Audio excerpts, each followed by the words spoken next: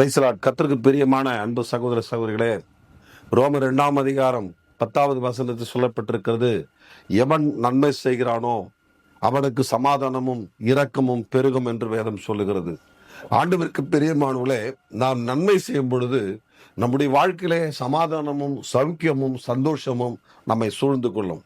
நாம் நன்மை செய்கிறவர்களாக காணப்பட வேண்டும். மனுஷனுடைய வாழ்க்கையில நன்மை செய்வது மிக மிக முக்கியம்.